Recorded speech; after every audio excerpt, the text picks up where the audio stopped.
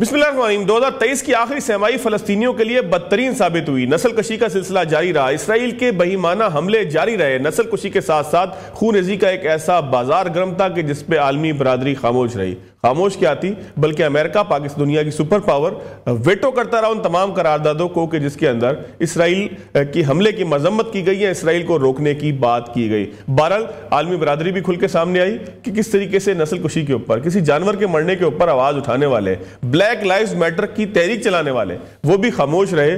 बात नहीं हुई तो फलस्तीनियों के हवाले से नहीं हुई, मजलूम फलस्तीनी कत्ल का शिकार होते रहे। बहरहाल बात करेंगे आज का इख्तितामी प्रोग्राम, इस साल का इख्तितामी प्रोग्राम, आखिरी प्रोग्राम फलस्तीनियों के नाम होगा। मेरे साथ हमास के तर्जुमान डॉक्टर खालिद कदूमी साहब मौजूद हैं, उनसे बात करेंगे और प्रोग्राम के आखिर में कुछ बात करेंगे पाकिस्तान की मईशत को 2023 में दरपेश चैलेंजेस के हवाले से।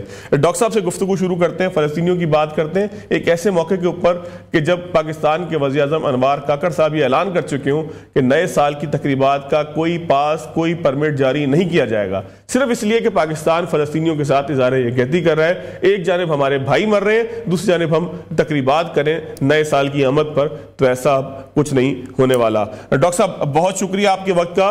डॉक्टर साहब ये फरमाइएगा कि मिस्र ने कोशिश की है, इससे पहले भी कोशिश हुई, जब हमने देखा कि मिस्र की कोशिशों के नतीजे में यरगमाली भी रहा हुए और साथ साथ इमदाद का सिलसिला भी जो है वो बहाल हुआ था।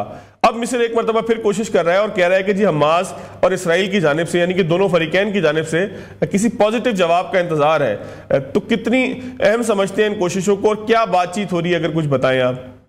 बिस्मिल्लाहिर्रहमानिर्रहीम। पहले बात आपका शुक्रिया। दूसरी बात यह है कि देखिए मिस्र हमारा नेबर है, हमारे बड़े भाई है और आपने देखा मिस्र और कतर का दोनों जो रोल है इस जंग के अंदर है कि जितना कोशिश है कि फलस्तीनियों के ऊपर जो जुल्म और सितम का जो भी इनके पास अपॉर्चुनिटीज इनको अवेल किया। प्रॉब्लम मिस्र में नहीं है, प्रॉब्लम है कतर में नहीं है, हमारे में नहीं है, प्रॉब्लम हमारा दुश्मन का। हमारा दुश्मन है क्योंकि खूनरेजी है, ब्लड साम्राज्य है, ऑक्यूपायर है, वो अमन का टैक्स देने को तैयार नहीं है। और प्रॉब्लम है अमेरिका में, जो अभी तक इन्होंने सही तरह डिप्लोमेटिक प्रेशर इजराइल के ऊपर नहीं लगाया। अमेरिका बल्कि उल्टा है, वीटो यूज करते हैं कि जी ये जंग रोकना क्या खिलाफ है। अब सारी दुनिया कह रहे हैं जंग रुके और इसराइल और अमेरिका दोनों वीटो को जरिया से अमेरिका ने इस जंग को ना रोकना के बहाने बनाया हुआ। देखिए अभी फिलहाल है कि हमारा मुतालबा भी है जंग रोकना का, क्योंकि अभी इजराइली हमारा मुजाहिदीन को सामना नहीं कर सके, जाकर हमारा जो निहत्ते बच्चे मासूम बच्चे के खिलाफ ये कत्ल आम शुरू कर दिया। इसीलिए कि ये हम मिस्र के नक्श के बारे में बात नहीं कर रहे, या रोल या कतर का या दूसरा दीगर मुस्लिम हो या अरब मुल्क है जो ब्रदर्स हमारे, नहीं हमारा मुश्किल है, जो प्रॉब्लम है मुश्किल है हमारा दुश्मन के साथ। डॉक्टर साहब जनूबी अफ्रीका भी है, दीगर ममालिक भी हैं, आलमी अदालत इंसाफ से रुजू का फैसला हुआ है। जाहिर है कि मुसलमान ममालिक तो इस्लामी इबादत की वजह से आपके साथ खड़े हैं, लेकिन बहुत से ऐसे ममालिक कि जो सिर्फ इंसानी हमदर्दी की बुनियाद पर आपके साथ आए हैं। खासतौर पर जैसा मैंने जनूबी अफ्रीका का तस्करा किया कि वो कहता है कि जी केस करेंगे आलमी अदालत के अंदर, नस्ल किसी की जा रही है फलस्तीनियों की। तो कितना इस सारे इकदाम को आप समझते हैं कि आलमी बरादरी का प्रेशर जो है वो इसराइल को कोई हिला भी सकेगा अपने उस गलीज मौक़िफ़ से? हम इसको पॉजिटिव तरीका से देखते हैं, क्योंकि ये इंसानों को, दूसरा इंसान का दुख को फील करता है। वरना कि ये साउथ अफ्रीका हो या बोलीविया हो या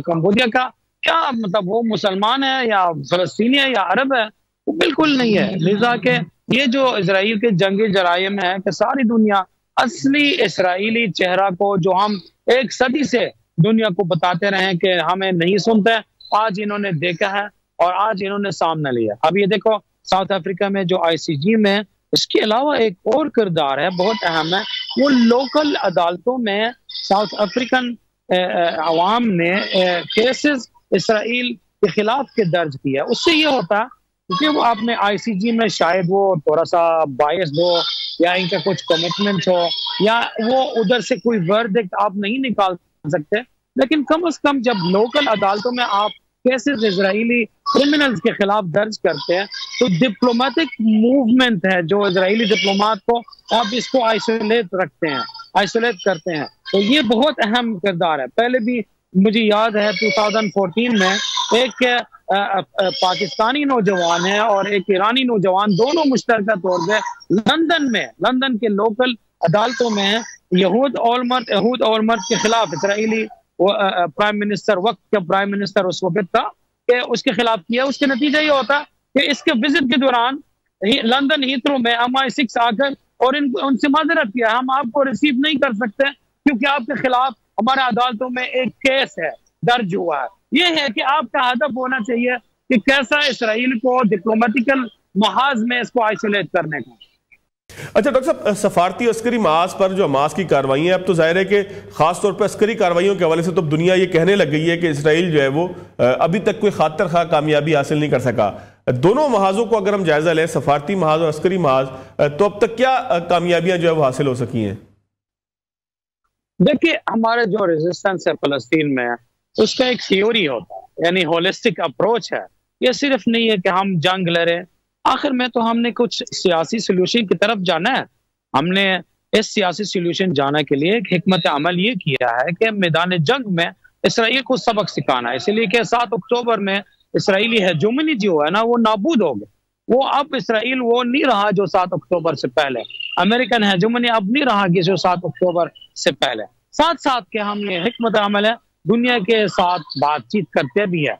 यानी आप इस्माइल हनिया साहब है जो हमारा चेयरमैन, उनका दफ्तर है कि डिप्लोमेटिक विजिट से बढ़े हुए हैं और अभी पॉलिटिकली तौर पे है, पब्लिक ओपिनियन के तौर पे इसराइल का नैरेटिव कोई नहीं भी एक्सेप्ट करता है। पब्लिक में कह रहा हूँ, अमेरिकन पब्लिक, लंदन के पब्लिक, साउथ अफ्रीका के पब्लिक, साउथ अमेरिकन पब्लिक है, वो अभी ये जितना भी कार्रवाई कर रहे हैं इसराइल हमारे अवाम के खिलाफ है, वो काउंटर प्रोडक्टिव हुआ है और वो साबित हुआ कि दुनिया अब तो बर्दाश्त नहीं कर सकेंगे कि इसराइल के रिवायत और इनके नैरेटिव है। पॉलिटिकली तौर पे मैं आपको ये भी बताता चलूं, एल्डर्स ऑफ इसराइल आज भी कह रहे हैं कि हम माइनॉरिटी हो गए। आप खुद देख रहे कि अमेरिका और इसराइल आइसोलेट हो गए यूनाइटेड नेशन के अंदर है, लेकिन अनफॉर्चुनेटली ये जो वीटो है ना, वो अमेरिकन हमेशा यूज करते हैं। वो हर करारदादें जो इसराइल के खिलाफ है वो नाकाम होता है और इम्प्लीमेंट नहीं होता। मैं समझता हूँ पॉलिटिकली तौर पे अब बहुत तब्दीली आ गई।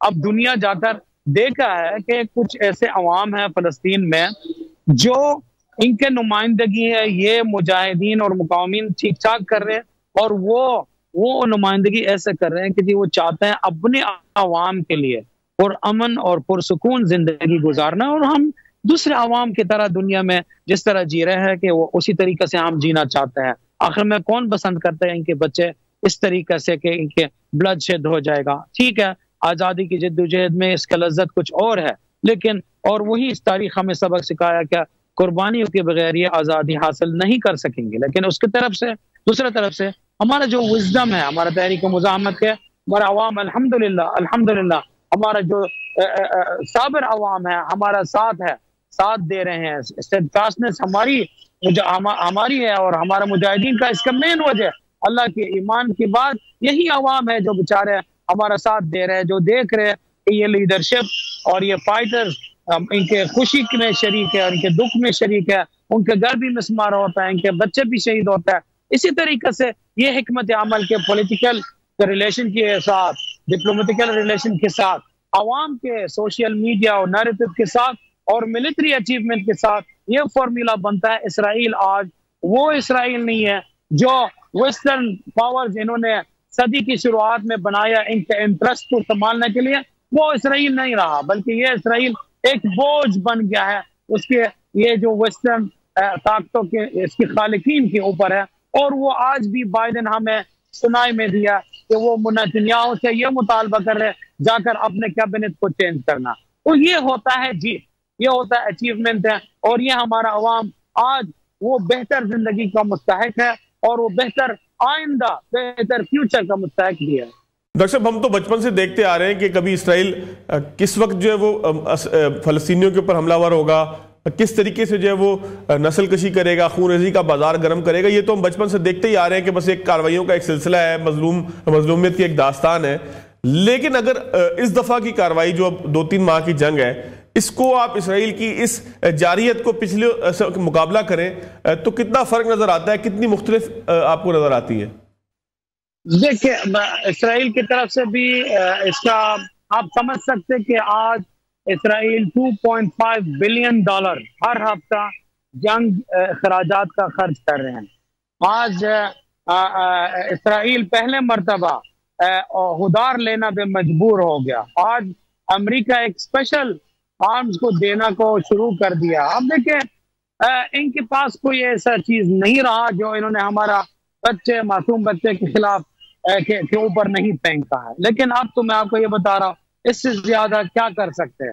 दूसरा तरफ से हमारा मुजाहिदीन ने बैलेंस ऑफ लॉसेस जो होता है ना, वो इसको बढ़ा दिया है। आज अगर 7 अक्टूबर से पहले हर इसराइली के सामने 150 से लेकर 300 फलस्तीनी शहीद होता है, 7 अक्टूबर के बाद, तूफान अल अक्सा के बाद, ये फॉर्मूला हर इसराइली सोल्जर के सामने सिर्फ और सिर्फ 4 से 5 फलस्तीनी शहीद होता है। ये होता है कि जब आप अपने कार्रवाई को खुद अपना हाथ से लेकर आगे जाते हैं। ये मजबूरी का रास्ता है, क्योंकि आलमी बरादरी ने हमें इंसाफ नहीं दिया। तो ये तारीख हमें सबक सिखाते हैं, हमें यही बताते हैं कि जी आप अपना आप को डिफेंड करें और हर सूरत में ये जिल्लत का जिंदगी को एक्सेप्ट ना करें, साम्राज्य को एक्सेप्ट ना करें।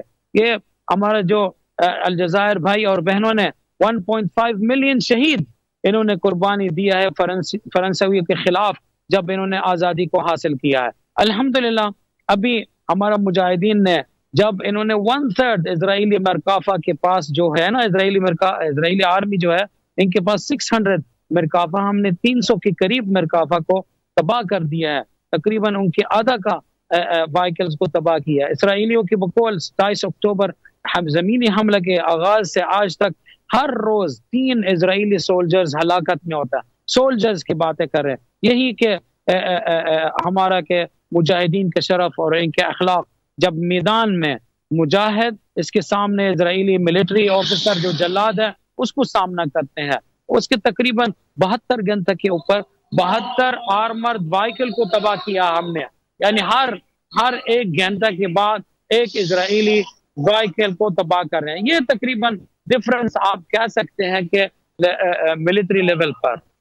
अच्छा डॉक्टर साहब, पाकिस्तान में वज़ीर-ए-आज़म पाकिस्तान अनवर काकड़ निगरान वज़ीर-ए-आज़म है हमारे, उन्होंने ऐलान किया है कि साल 9 की तकरीबात खासतौर पर वफाकी दारुल-हुकूमत में उसके तमाम इजाज़तनामे मनसूख कर दिए गए, सिर्फ इसलिए कि पाकिस्तान किसी ऐसे मौके के ऊपर जश्न नहीं मना सकता नए साल की आमद का कि जब उनके भाई फ़लस्तीन के अंदर जो है वो बड़ी तादाद में शहीद हो रहे हैं, उनकी नस्ल कशी की जा रही हो, उनके ऊपर बमबारी की जा रही हो, उनको मजलूमियत का जो है वो इस्तारा बनाया जा रहा हो। ऐसे सारे मौके के ऊपर पाकिस्तान ये समझता है कि वो नहीं खड़ा हो सकता उस तमाम मामले में किसी जश्न के लिए कि जहां पर उनके भाइयों के साथ सब कुछ जारी हो। तो कितना इसको वेलकम करते हैं सारे जेस्चर को, और पूरी बाकी दुनिया से, इस्लामी दुनिया से क्या मुतालबा इस सारे जमन में करेंगे? देखिए, ये जो स्टैंड है वजीर आजम साहब का, अनवर हक काकर साहब का जो है ना, वो हम इसका शुक्रगुजार कर रहे हैं। और ये कोई नई बात नहीं है, पाकिस्तानी अवाम और पाकिस्तानी कौम का है, खा हो के ऑफिशियल लेवल पर हो या खा हो के मतलब पब्लिक लेवल पर, कि जब वो फलस्तीन का साथ देने का मौका है, हमने देखा हमेशा फलस्तीन के साथ है, हमेशा के अपने अवाम, अपने जख्म और दुख और कुर्बानियों के साथ है। आखिर में कि आप लोग हमारा भाई है, और हम उम्मीद रखते हैं कि पाकिस्तानी गवर्नमेंट और मजीद अपना पॉलिटिकल स्टैंड को आगे ले जाए, ताकि इसराइल के ऊपर एक अच्छा डिप्लोमेटिक दबाव हो जाएगा, तो और ये जंग को बंद हो जाएगा।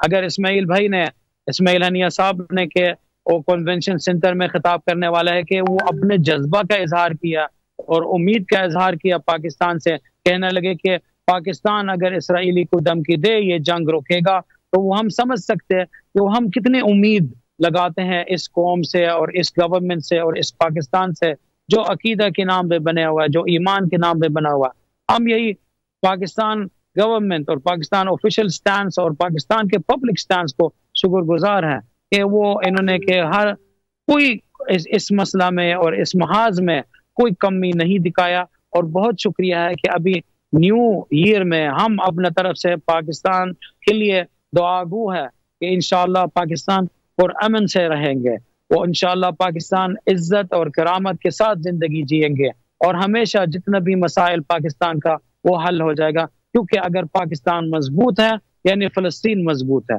यानी इसराइल इसका शिकस्त करीब होगा। पाकिस्तान अगर इनके अमन है, पाकिस्तान का अगर टेंशन नहीं है, पाकिस्तान अगर स्टेबल है, तो इसके मतलब फ़लस्तीन भी स्टेबल हो। जी बहुत शुक्रिया डॉक्टर खालिद कदूमी साहब, तर्जुमान हमास मेरे साथ मौजूद थे। फ़लस्तीनियों को ज़ाहिर है कि इस साल 2023 के अंदर बहुत तकलीफ़ का सामना करना पड़ा इख्तितामी चंद माह के दौरान। अल्लाह से दुआ है, उम्मीद करते हैं, दुआ करते हैं, आलमी बरादरी से मुतालबा करते हैं कि 2024 फ़लस्तीनियों के लिए किसी अच्छे पैगाम का, किसी अच्छे मामलात की नवीद का सबब बने।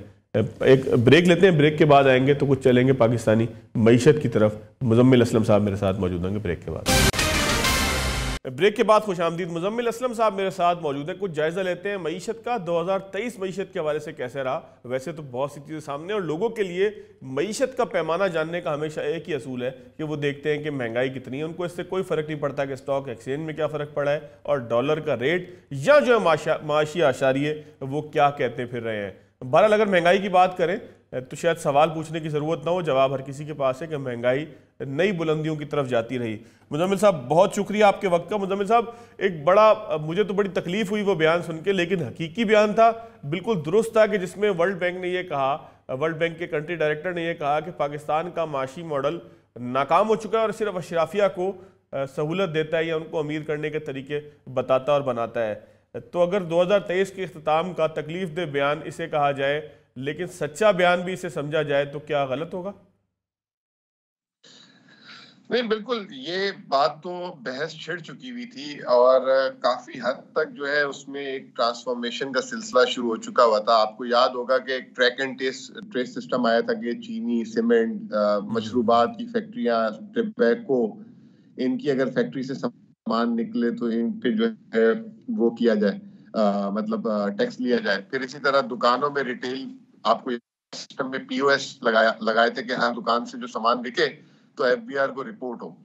लेकिन वो एक सिलसिला, फिर उसके बाद एक आर्टिफिशियल इंटेलिजेंस से नादरा के साथ सिस्टम बनाया गया था कि 50 लाख टैक्स पेयर को 2022 में लेकर आना था, और उस पे काम शुरू हो गया था, नोटिस शुरू हो गए थे। महंगाई जो है वो 40%। कल ही मैं एक काम कर रहा था, याद कर रहा था जो कि मई, ये साल गुजर रहा है, जो मई तो 38% महंगाई थी, और जो खाने पीने की महंगाई थी 48% थी। इसकी वजह से हुआ क्या कि ये जो महंगाई जो रिकॉर्ड तोड़, और कल का भी जो सेंसिटिव प्राइस इंडेक्स आया केयर टेकर हुकूमत में भी, जो एक चीज में जो है ये अभी तक काबू नहीं पा रहे, वो महंगाई है। 43% सेंसिटिव प्राइस इंडेक्स का कल का डाटा आया, 43.5%। तो फवाद भाई, एक तरफ तो रोजगार लोग कह रहे हैं कि बचा लो, वो बड़ी बात है, तनख्वाहें बढ़वाना या आमदनी बढ़ाना तो बहुत दूर की बात हो गई ना। तो जिसकी अगर रोजगार भी बचा हुआ था पिछले साल, उसकी कुव्वत खरीद जो है सिर्फ 60% रहेगी। तो वो क्या करेगा? वो गरीब होगा, या अपनी सेविंग खाएगा, या कर्ज लेगा, या फिर वो जो है अपना पेट काटे। तो औलियान में जो गुर्बत है वो 50% से ज्यादा तजावुज कर गई। तो वर्ल्ड बैंक की जो रिपोर्ट थी उसमें एग्जैक्टली ये बात मेंशन की गई कि पाकिस्तान ने जो 2 दिहाइयों में जो गेन्स हासिल किए थे गुर्बत कम करने के लिए, वो रिवर्स हो चुके हैं, और पाकिस्तान बहुत तेजी से गुर्बत की तरफ जा रहा है। उसकी बुनियादी वजह यह है कि गरीबों को चूसा जा रहा है, उन पे तमाम इनडायरेक्ट टैक्सेस लगाए जा रहे हैं, और अमीरों को सहूलियात दी जा रही है। अब मैं समझता हूं कि ये इलेक्शंस आ रहे हैं, कौन सी सियासी जमात इस चीज को आगे लेके चलेगी? अभी एक सियासी जमात का हमने देख लिया, पीपल्स पार्टी ने कहा कि हम 300 यूनिट बिजली के फ्री दे देंगे। अब यही चीज हम जो है माजी में भी करते रहे।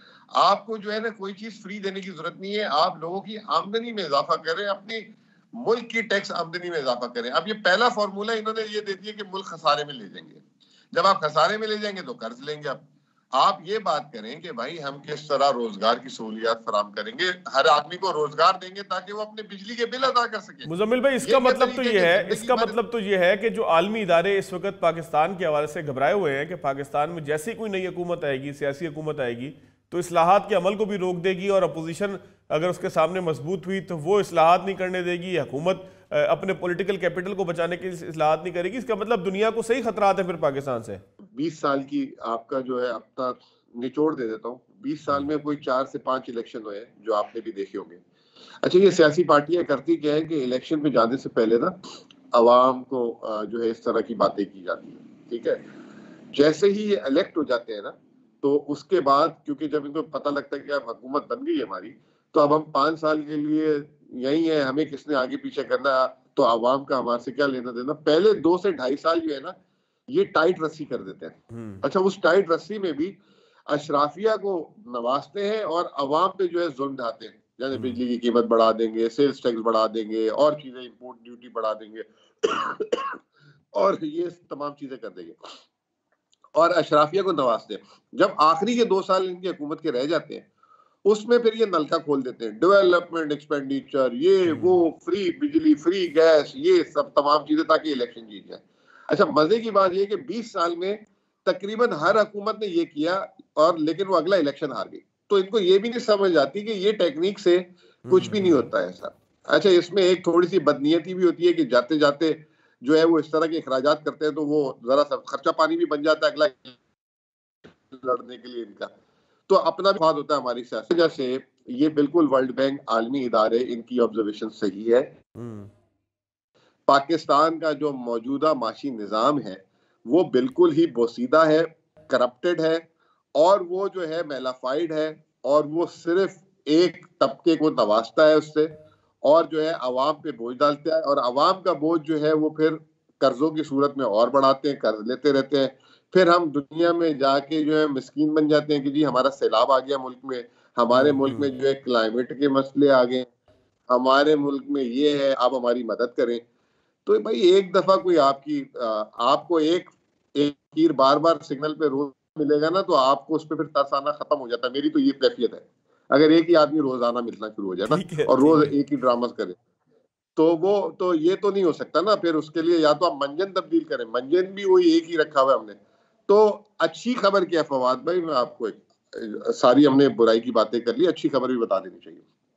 आज जो है दिसंबर के टैक्स के नंबर इशू हुए हैं, और हमारे एक तो टैक्स का 4,400 अरब रुपए का टारगेट पूरा हुआ। इसमें जो सबसे बड़ी बात यह है कि 48% इनकम टैक्स लिया गया है। जब इनकम टैक्स लिया जाता है तो बराह रास्त लिया जा रहा है, यानी कि जो कमा रहा है उससे लिया जा रहा है।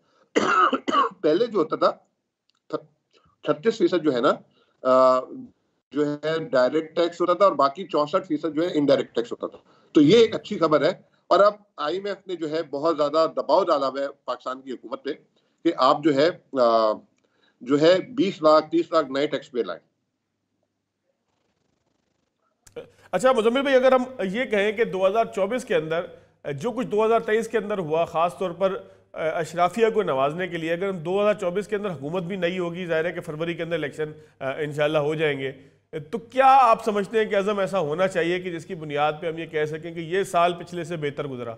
देखिए, मैं समझता हूँ कि जो भी अब इलेक्शन में आए, और इलेक्शन में आने के बाद वो ऑल पाकिस्तान या ऑल पार्टी कॉन्फ्रेंस बुलाए और कुछ तरीके कर तय कर लें। ये जैसे मैंने आपको कहा कि इलेक्शन से आने के बाद, इलेक्शन से जाने से पहले के जो मामलात, और फिर जो है ना बड़े बड़े माफियाज को सपोर्ट करना, वो माफियाज जो है पार्टियों के अंदर जो है फंडिंग करते हैं इलेक्शन से पहले, फिर उनके पास बैठ जाते हैं।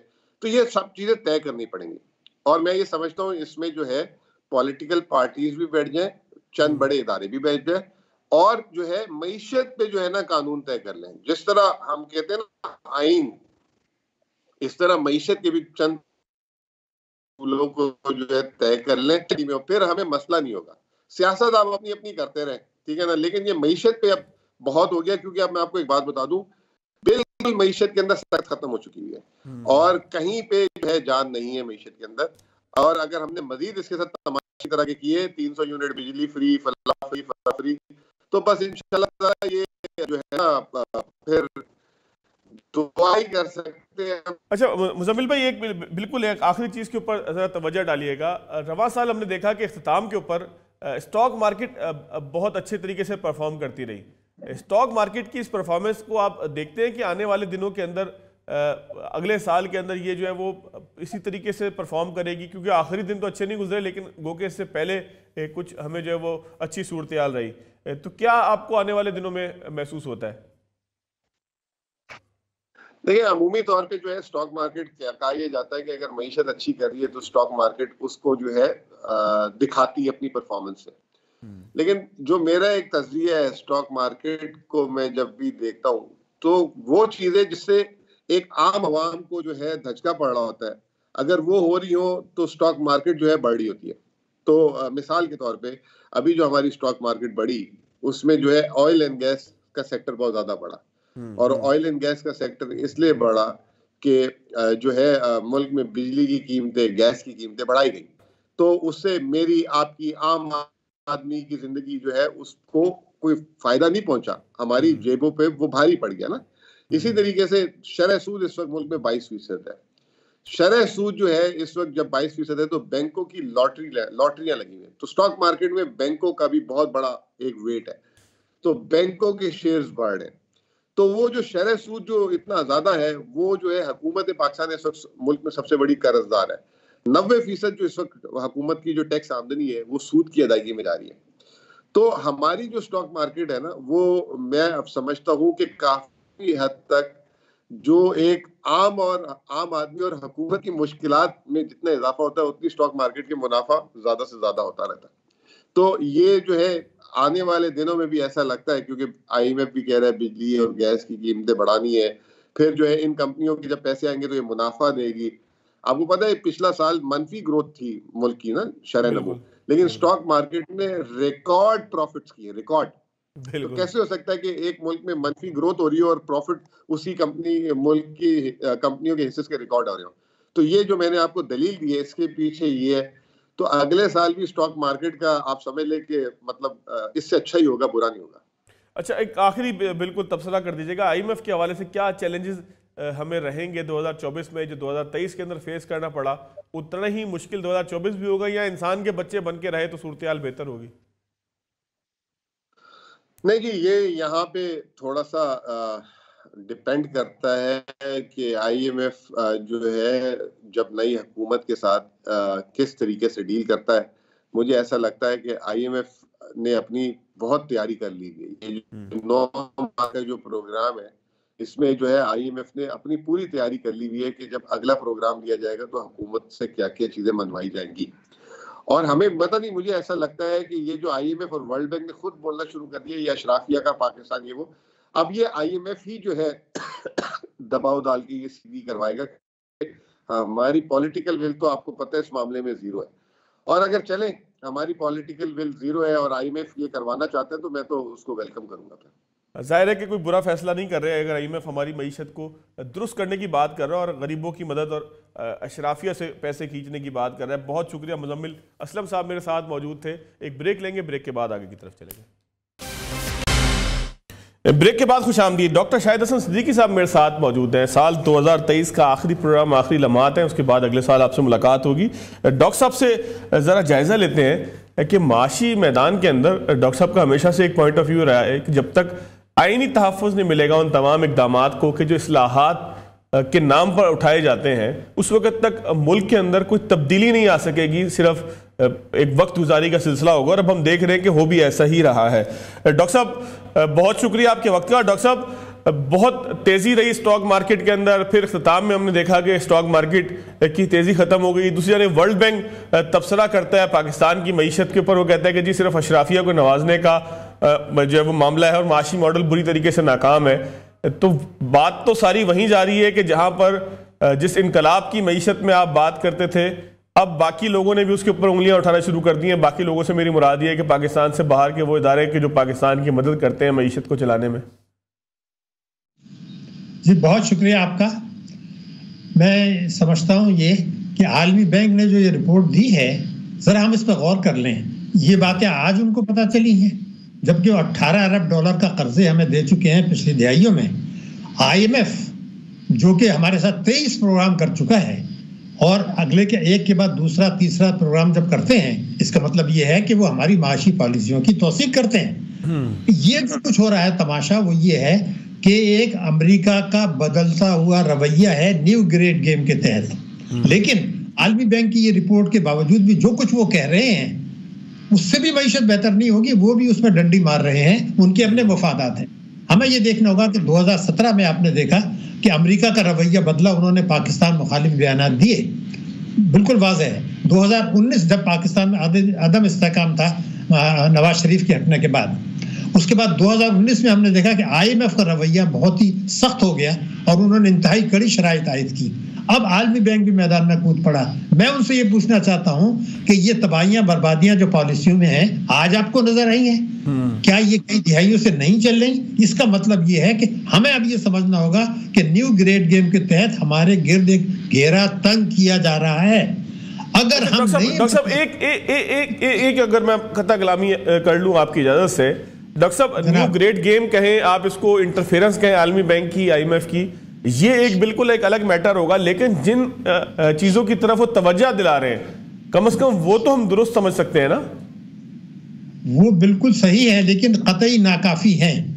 वो अगर कर भी लें, मैं आपको गारंटी करता हूं, तो फिर सवाल ये है कि वो ये क्यों नहीं कहते कि जी आईएमएफ कर्जा ना दे हमें। वो ये क्यों कहते हैं आईएमएफ की जी आप जीएसटी बढ़ा दें, पेट्रोलियम लेवी बढ़ा दें, बिजली के नर्ख गिरा दें और उसके बाद जो है वो तालीम का बजट कम कर दें, तरक्याती अखराजात कम कर दें। ये आपको नजर आ रहा है, ये खेल है। ये बता रहे हैं पाकिस्तानी अवाम को कि तुम अपनी हुकूमत पर एतमाद ना करो, अपनी अफवाज पर एतमाद ना करो, क्योंकि आजकल जो पॉलिसी बन रही हैं उसमें SIFC की भी जो है वो मुआवनत शामिल है, जिसमें मिलिट्री लीडरशिप है। मैं ये पूछना चाहता हूं कि अगर वो वाकई इन चीजों को सही समझते हैं तो कई दिहाइयों से क्यों खामोश थे? अमेरिका के हुकूम पर आज क्यों बोल रहे हैं? और आईएमएफ जो है वो हमें किस्त क्यों दे देता है अगर हम उसको मुतमईन नहीं कर सकते? वो तो कहते हैं जी हमारी शराइत पूरी हो गई। तो अब हमें ये समझना होगा कि दुनिया बदली है, न्यू ग्रेड गेम के तहत हमें भी बदलना होगा। यानी जो कुछ वो कह रहे हैं उसके अलावा भी हमें जाना होगा, वरना मईशत बेहतर नहीं होगी। इन इक़दाम से आप देखेंगे कि गुर्बत बढ़ेगी, बेरोजगारी बढ़ेगी, अदम एतमाद बढ़ेगा अवाम में और दहशत गर्दी की वारदातें बढ़ेंगी। कहीं उन्होंने नहीं कहा कि भाई आप दहशत गर्दी के लिए जो ताकत का इस्तेमाल कर रहे हैं, ये तो आप 2004 से भी आपने देख लिया वो नाकाम है।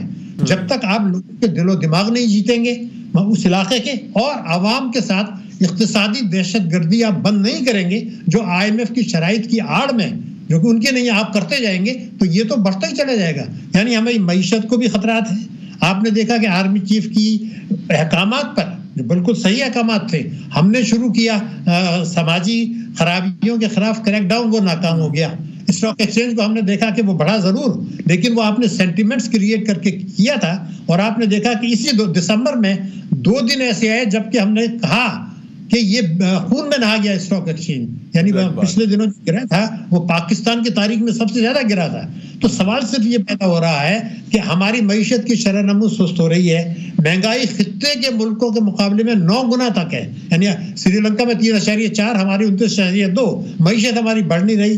गुर्बत, बेरोजगारी और महंगाई बढ़ने के साथ आप 2023 में अगर आप देखें 14,000 अरब रुपए के कर्जे बढ़े।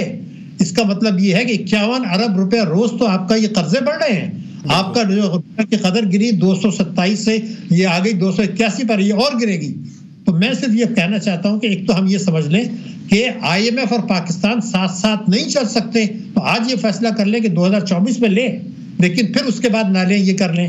जैसे आपने इब्तिदा में कहा कि इस्लाहात को कानूनी शक्ल दें, इंतखाबात से पहले जो नजर नहीं आ रहा तो फिर खुदकशी होगी। दूसरी बात ये थी आपके मुल्क की दरामदात जब तक इंपोर्ट्स एक्सपोर्ट से दुगनी होंगी, आप जो भी कर लें आपकी मईशत ठीक नहीं होगी। ये नहीं हो सकता कि 27 अरब डॉलर की एक्सपोर्ट हो और 60 अरब डॉलर की इंपोर्ट हो, ये नहीं हो सकता। आप अपनी जो रेमिटेंसेस मंगाते हैं 27 से 30 अरब डॉलर जो कि 2 साल से गिर रही हैं, जब तक 111.4 की मदद से आएंगी वो वापस चला जाएगा पैसा। मईशत को दस्तावेज की बनाएंगे, वो पैसा वो आएगा जाएगा और वो वापस आएगा। तो आपको कानूनी जराए से सरमाए के फरार को भी रोकना होगा। सबसे बड़ी बात बैंकिंग सेक्टर, अब एक नई चीज मैं तो कई साल से कह रहा हूँ। अब देखिए बैंकिंग सेक्टर अभी उन्होंने अंडर इनवाइसिंग की, ओवर इनवाइसिंग की, मनी लॉन्ड्रिंग कराई, जिसको अब तो FATF पकड़ेगा। लेकिन एक फिगर मैं देना चाहता हूँ, ये 5 महीने जो गुजरे हैं उसमें बैंकों ने हुकूमत को कर्जे दिए, तिजारती बैंकों ने 2,876, जबकि पिछले साल 12 महीने में दिए थे 961। यानी 4 गुना अगर आप कर्जे देंगे तिजारती बैंक हुकूमत को, तो सनत, तिजारत, ज़राअत के लिए कौन देगा? तो तमाम पॉलिसियां ऐसी हैं जो अशराफिया को नवाज रहे हैं, उससे मईशत बेहतर नहीं होगी। आपको बैंकारी को भी ठीक करना है, इस्लामी बैंकों ने भी ओवर इन्वाइसिंग की है, स्मगलिंग हुकूमत कह रही है कि उन्होंने मनी लॉन्ड्रिंग में मदद की, उनको भी ठीक करना होगा। तो ये सब चीजें टैक्सों के निजाम को करना है, तवानाई को करना है। सबसे अहम सवाल ये है कि जब हम टैक्स की बात करते हैं तो पाकिस्तान में ये तासुर है कि अशराफिया बच जाती है टैक्स के पूरे सिस्टम से, गो कि अभी हमने टैक्स का हदफ भी मुकम्मल कर लिया, IMF भी सुना इत्मीनान का इजहार कर रहा है, लेकिन ये सवाल बार बार होता है कि टैक्स स्ट्रक्चर के अंदर गरीबों के लिए तो फंदा है, छोटे आदमी के लिए तो फंदा है कि वो इनडायरेक्ट डायरेक्ट टैक्स कहीं ना कहीं से दे ही रहा होता है, लेकिन बड़ा आदमी जो बहुत ज्यादा कमाता है वो भी उतना ही टैक्स देता है कि जितना एक आम आदमी या गरीब आदमी दे रहा होता है। जी, मैं इस पर दो बातें करूंगा। यही वो अशराफिया की मईशत है जिसको मैं कह रहा हूं कि टैक्स और तवानाई के शोबे में ये करें, लेकिन जो चीज बड़ी अहम है वो ये है कि इस वक्त जो आवाम को कुचल के, आपने जैसा कहा, उन पे बोझ डाल के जो कुछ टैक्स ले रहे हैं, अगर आप उसमें से NFC अवार्ड का हिस्सा निकाल दें जो सूबों को जाएगा, जो कि NFC अवार्ड तबाकुन था जिसको मैंने पहले दिन कहा था 13 साल पहले, वही चल रहा है। मैं ये पूछना चाहता हूं कि अगर NFC अवार्ड से पैसा देने के बाद जो रकम बचती है, अगर उससे सूद ही 2000 अरब रुपया ज्यादा है, तो दिफा तरक्याती खर्चात पूरा मुल्क आप कर्जों पर चलाएंगे, ये आपकी सलामती है। हमें अपनी सलामती को खतरा ये नजर नहीं आ रहा कि जब आप सूद भी कर्जों पे दे रहे हैं, दिफा भी कर्जों से ले रहे हैं, और तालीम, सेहत, तरक्याती खर्चात, तनख्वाहें, हर चीज जो है वो कर्जों पर है, जिसमें बैरूनी कर्जे भी शामिल हैं, तो आपको गर्दन से वो पकड़ के जब चाहे घुमा देंगे। तो आप न सिर्फ ये कि टैक्सों के निजाम की इस्लाह करें, बल्कि 7000 अरब रुपया, 7000 बिलियन रुपीस हम कम वसूल कर रहे हैं अवाम को कुचलने के बावजूद। तो जब तक इसको ठीक नहीं करेंगे नए निजाम के तहत, और तालीम और सेहत में हम और आपको बताऊं, और तरक्याती खर्चात में जो हमारे था उससे 9000 अरब रुपया हम कम कर रहे हैं। ये 16000 का झटका है। ये अगर ठीक नहीं होगा, IMF के पास जाके, आलमी बैंक से किस्त लेके और असासी भेज के, ये तो खुदकशी है। तो इसलिए बड़े पैमाने पर इस्लाह करनी होगी। और मैं आपको अर्ज कर दूं, SIFC जो है, जब तक वो ये नहीं समझेगी कि पहले मईशत ठीक करें, फिर आप एक्सपोर्ट, फिर आप जाए इन्वेस्टमेंट के लिए, वरना नहीं आएगा। इसलिए कि आपने 48, मैंने देखा 23 वर्षों में 2 अरब डॉलर सालाना आया है, यानी 48 अरब टोटल आया है। निगरान हुकूमत के दौर में ये और गिर गया। तो SIFC जो भी कर ले, जब तक वो मईशत को ठीक नहीं कराएंगे, उस वक्त तक इन्वेस्टमेंट के लिए बाहर भाग दौड़ करना, गवर्नमेंट टू गवर्नमेंट, उसमें मुझे भी एतराज है, अमेरिका को भी एतराज है, IMF को भी एतराज है, वर्ल्ड बैंक को भी एतराज है। शफाफियत नहीं है, ये हमारे लिए बड़ा तबाकुन है। तो इसलिए इंतखाबात से पहले इन तमाम चीजों को SIFC को भी इसमें जोड़ के बैठना होगा कि स्टॉक एक्सचेंज को आपने बढ़ा के क्या हासिल किया।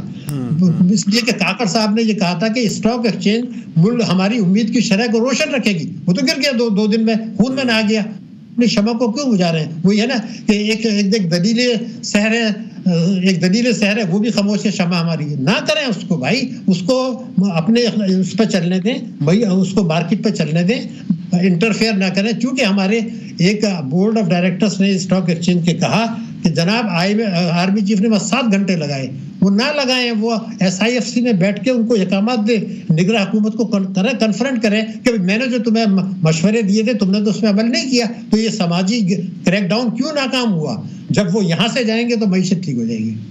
बहुत शुक्रिया डॉक्टर शाहिद हसन सिद्दीकी साहब। सर, आप मौजूद थे, और ख़ास तौर पर मैंने हमेशा देखा है कि डॉक्टर साहब का जो नुक्ता नज़र है मईशत के हवाले से, वो न सिर्फ दूसरों से मुख्तलिफ होता है बल्कि मुनफरिद भी होता है, और वो ऐसे तमाम जावियों को हमारे सामने खोलता है कि इसके ऊपर किसी न किसी वजह से कोई गर्द की तय जम चुकी होती है। साल का आखिरी प्रोग्राम था, इस उम्मीद के साथ आज आपसे अल्लाह हाफिज़ करेंगे कि अगले साल जब आपसे मुलाकात होगी, यानी कि साल 2024 के अंदर जब आपसे मुलाकात होगी, तो एक नए अज़म के साथ, एक नए वलवले के साथ मुलाकात होगी। पाकिस्तान की मईशत की बेहतरी के लिए बहुत से इक़दामात और बहुत से ऐसे एवेन्यूज़ हमारे सामने खुल कर आएंगे कि जो हमें रोशनी का सबब लगेंगे, जो हमें बेहतरी का सबब लगेंगे। और इस दुआ के साथ कि जो भी हुकूमत आए इलेक्शन के बाद, जो 8 फरवरी 2024 को बर्पा होने वाले, जो भी हुकूमत आए, जो भी मुंतखब हो, वो पाकिस्तान की भलाई की बात करे।